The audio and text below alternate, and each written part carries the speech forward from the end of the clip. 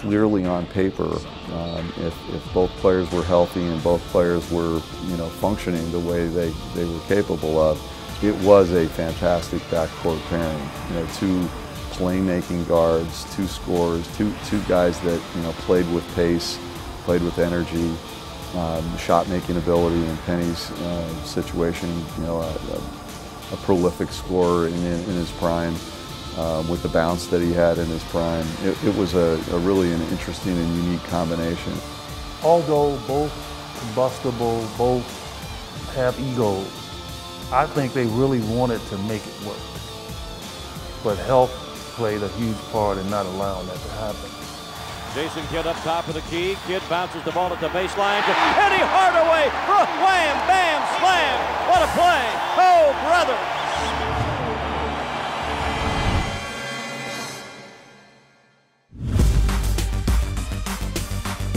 It's a very exciting time for us to say that Penny Hardaway is now a Phoenix Sun. With Penny, there was a lot of excitement. I was excited. I thought this was going to be someone that could help me, make the game a lot easier. Understanding Penny's talents and what he did in Orlando to help them win. All of a sudden, I really believe that this puts us as one of the elite teams in the NBA. And our expectations are much higher than they were a week ago. Jason is, by far, to me, the best point guard in the NBA. I mean, he's a great guy. He's very unselfish. I've known him and had a relationship with him before, even thinking about coming to Phoenix. And it was always a thought in the back of my mind, wanting to play with a point guard of that magnitude. Kidd starting to back down. A nice bounce pass for Hardaway, who scores. What a pass by Kidd to Hardaway. Unbelievable. Well, I mean, Jason's obviously a first ballot Hall of Fame player. There's no question about it. I mean, he just made everybody better on the court.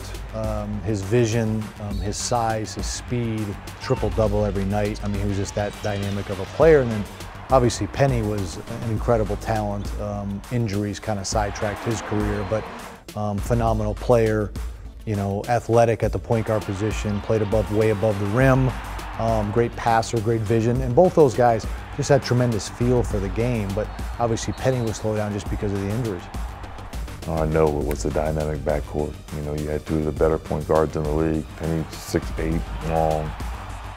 Both could, play off the ball and on the ball. I think you had two very gifted guards, physically talented, skills talented, and the way they thought the game was on another level. We never got a chance to even see if they were truly a good mix or not. And that was unfortunate because of injuries to, Penny.